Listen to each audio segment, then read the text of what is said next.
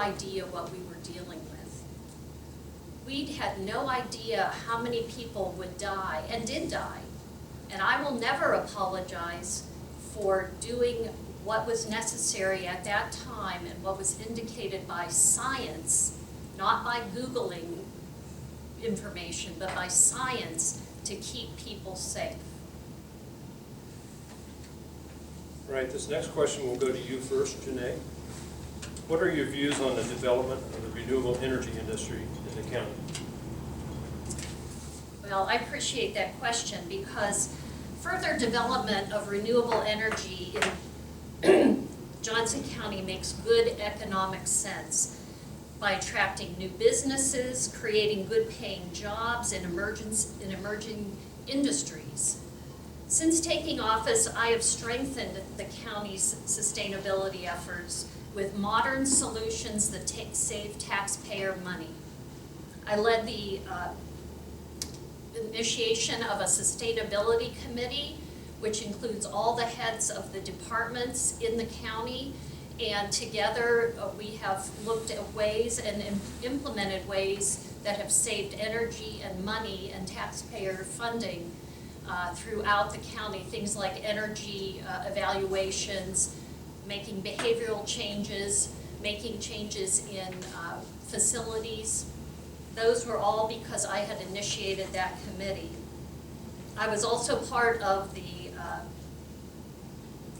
5 commissioners who joined together to approve viable standards that allow for the development of utility scale solar facilities in our county. All of those alternative energy businesses are looking for places that will welcome them, will provide the workforce they need, and have governments that are supportive. That's how we develop business in Johnson County, and I look forward to continuing development in our community. Maria? Renewable energy is a broad term, and I do believe in diversification of energy resources. I think it's necessary to maintain the grid and to provide the most reliable and economical service for the consumer. But we have to also consider those environmental impacts. I find it interesting that cobalt's a main component of the lithium batteries that will be produced at the Panasonic plant. And cobalt is mined through strip mining in the Congo and refined in China primarily by use of child labor. So I'm not sure what the environmental impact is on that. It might not happen in Johnson County, but there's definitely an environmental impact there. I do think renewable energy is best left to private industry. I am pro-business, and I think private industry does a better job in almost all areas than government. They provide competition that always drives down prices and brings ingenuity. I'm wondering how much all of the changes that happened cost. And as far as the workforce, we're at a 2.4% unemployment rate right now. Where is this workforce coming from? There's a lot to be said about the variety of renewable energy that we can have. But again, let's do some critical thinking, because flowery words and expensive programs aren't helpful. Right, this next question goes to you first, Maria.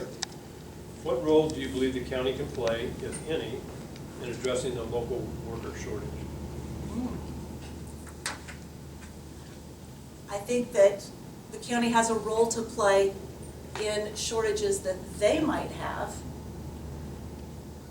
But I think in general, government should get out of the way so that private industry can do what they need to do. I am pro-business. I think that it's best when we're left alone so that we can get things done and be innovative. Government doesn't provide jobs. Businesses provide jobs. Janee? Thank you. Johnson County government does have a big role to play in addressing the worker shortage in our community. Three things that we are looking at doing are, first of all, strengthening the county's transit system, secondly, expanding housing options, and third, supporting access to child care. Recently, I helped lead the adoption of a 5-year pilot program to use federal relief funds to expand transit frequency and accessibility in the county. We have people in this county that cannot get to work without appropriate and accessible transit. And I know that because of my work at Safe Home.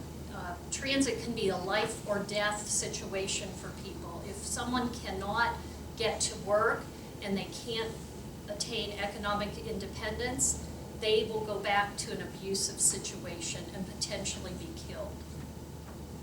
I'm also part of the Board of County Commissioners Housing Subcommittee that's been exploring ways to increase housing options and affordability in Johnson County.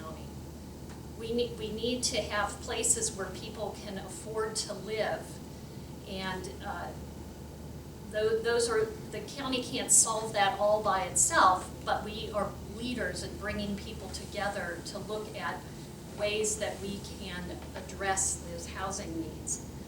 And finally, I've also advocated to invest to expand early childhood learning and child care using the county's federal COVID relief funding. So yes, I do think the county has a role to play and has a powerful role to play in addressing the labor shortage. Right, the next question will go to you first, Janee. What would you describe as the top 5 functions of county government? Well, as you probably all know, the county has about 30 departments, 4,000 employees, and they provide a lot of services that a lot of people don't even realize are provided. So it's a little bit difficult to just narrow it down to the 5 top ones, but in terms of the critical essential services, I think the first most important is public safety. And that includes not only law enforcement, but it also includes emergency services like ambulance, MedAct services. It includes public health as part of public safety, as well as environmental services. A lot of people don't realize the Johnson County Department of Health and Environment does a lot of inspections that keep us healthy in our community. We're also responsible for infrastructure, especially in the unincorporated areas, roads, planning and codes, and we also oversee wastewater. As a social worker, I think that a huge responsibility are human services, including mental health, aging, disability supports. And we also need to continue to support our quality of life amenities, the things that are the reasons people want to live here. Libraries, parks, arts, and culture. So Johnson County has a lot of functions, and as I like to tell people, when people say, well, I'm not even sure what the county does, I'll say that's good, because we must be doing a good job because it hasn't come to your attention that there's a problem. And there are many more services, but I'd say those were the top ones. Maria? There was a lot of services, for sure. And I find it interesting that public safety is what she lists as number 1, but then we won't fully fund our sheriff's department, which is our county law enforcement, and understand that they work throughout our county. So public safety can't be your number 1 priority if you refuse to fund it. I know that transit has been it's listed on the counties as a priority for the county, but how people travel is changing. And Johnson County has more cars than population. And there are vulnerable populations that need that transportation, But there's got to be, and I served on the transportation board, a much more efficient way of providing that. Can microtransit be expanded and maybe replace empty buses to be a more efficient way to take care of those vulnerable populations that need that? Uber certificates? There's a multitude of ways that we can take care of that. I'm very familiar with childcare, and it's interesting that COVID relief went to childcare when that COVID relief was for the people who lost their jobs because the county shut them down. And then we got $117 million of COVID taxpayer recovery funds, $15 million of which has then been diverted to the Panasonic plant, $62 million that got funneled through the sheriff's department and then into the general fund. It's amazing the shell game that we can play with money and then turn around and say that we're using taxpayer relief or COVID funds to help people when we're really just shuffling it around. We've said before, there is housing available in Johnson County. But if we go on to the affordable housing, let's make sure we're not just concentrating poverty in one place in Johnson County. All right, the final question will go to you first, Maria. What do you believe most distinguishes you from your opponent in this race? Oh, wow. I think the last 40 minutes have probably shown that. I really believe in the people of Johnson County. I really do. I choose to live here because it's a great place to live. I choose to have my business here and have for 25 years because it's a great place to have a business. But government needs to stay in government's lane and let business be in the business lane. Let's trust people. Let's not try to make all of their decisions for them. Let's not tax them so much that they have to leave Johnson County. I think all of these programs, they cost money. And while my opponent will often say, well, it's not from property taxes, even state and federal funding grants, that's still our money. It just went to the state or the federal government before it came back here. And those private grants often come with strings attached that include additional funding that's going to have to be perpetrated by taxpayers when the grants are over. I just want to give the people of Johnson County the opportunity to make decisions for themselves and let government do the things that they're supposed to do with infrastructure without putting an undue burden on the people who live here. Renee? Well, thank you. I think, as we've heard here today, one of the biggest differences between myself and my opponent is that I believe that Johnson County government and Johnson County community doesn't happen by accident, that we have to make purposeful decisions in terms of planning and investment and where we place our values so that we can continue to be the outstanding world-class community that we are. We have to make those kinds of decisions, and I have been making those decisions for the past 4 years, excuse me. We can't just let things happen. That is how communities lose their reputation. It is how we lose our quality services. We have to have priorities and we have to have strategies for how to achieve the kind of community that we want. And I did want to just take a minute in regard to the defunding the sheriff issue. I should say the erroneous charge that the Board of County Commissioners is defunding the Sheriff's Department. I want to point out, first of all, that the Sheriff's budget at $100 million is the largest county department funded by property taxes. Johnson County wastewater is larger, but it is not funded by property taxes. And during my time at the Board of County Commissioners, the Sheriff's Department budget has increased by almost $15 million.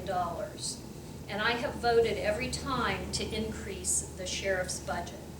I don't know how that can be defined as defunding the Sheriff's Office.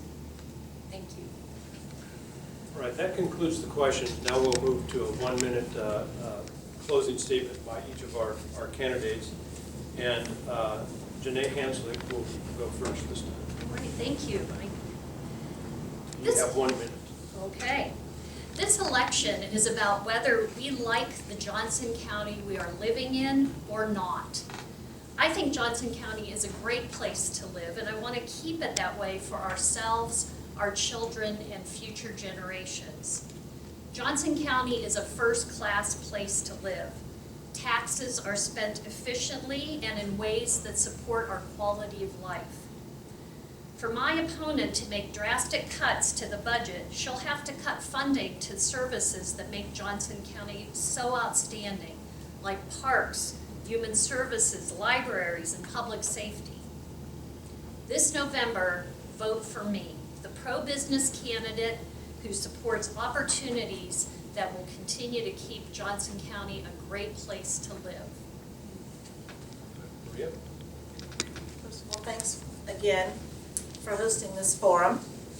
Viewers can find me at Maria4JoCo.com and at Maria for JoCo on Facebook.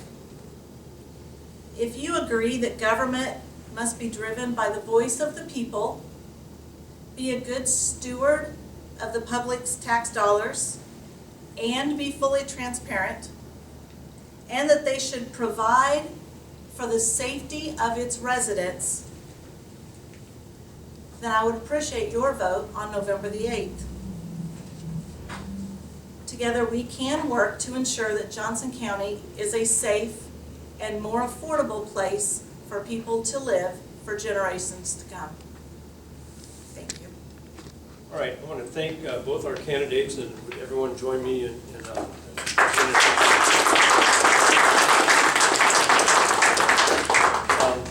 not only for participating in the forum, but for their willingness to serve our community. That's a big burden, and it's only with good candidates like you that we'll continue to have good government. I want to remind everyone in the audience that there will be a recording, or there is a recording of today's forum, and that along with other election-related information, it will be available on the website I mentioned, www.votejoco.com. And then finally, I'd like to remind everyone that advanced voting begins in person on Saturday, October 22nd, and that Election Day, as Maria noted, is Tuesday, November 8th. Again, one last round of applause for